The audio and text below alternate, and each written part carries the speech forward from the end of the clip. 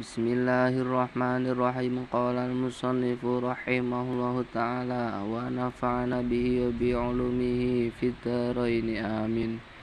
Bismillahirrahmanirrahim. Wa ta'u fi dalin wa ta'in athbatu idghamaha nahwu ujibat da'watu wa amana ta'ifatu wa adghamu adzala fi dhoi binahwi dholamu. Wa ta'u tawi ta fi dalin ing dalam ketemu dal wa ta'in lan ta'at batu iku padha netepaken sapa qurra idghamaha ing idghame ta nahwu ujibat da'watu upamane lafat ujibat da'watu artine ujibatin sembadani da'watu apa donga. Wa amanat ta'ifatun lan upamane lafat amanat ta'ifah artine amanat percaya ta'ifatun sapa pepantani kelompok. Wa adghamu lan padha maca idgham sapa qurra azala ing dzal fi dhoi ing dalem ketemu dha binahwi dzalamu ing dalem sepadane lafat idzalamu. Tegese kapan ana tak mati ketemu dal utawa ta wajib kok waca idgham jinsi.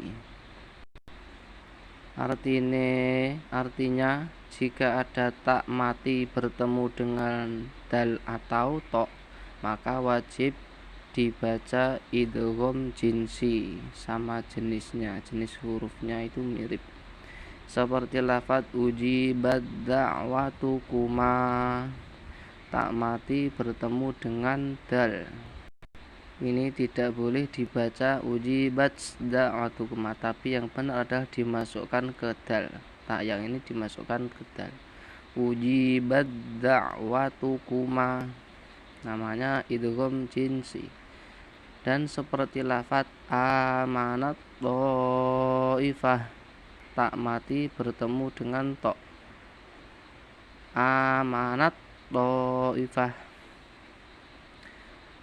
Wah, maka wajib dibaca seperti ini. Ujibat da'watukuma dan wa amanat dhaifah. Semono uga wajib kawaca idgham jinsi maneh yen ana zal mati ketemu dha. Begitu juga wajib dibaca idgham jinsi lagi jika ada zal yang mati bertemu dengan dha, seperti lafaz idzalamu, zal mati bertemu dha.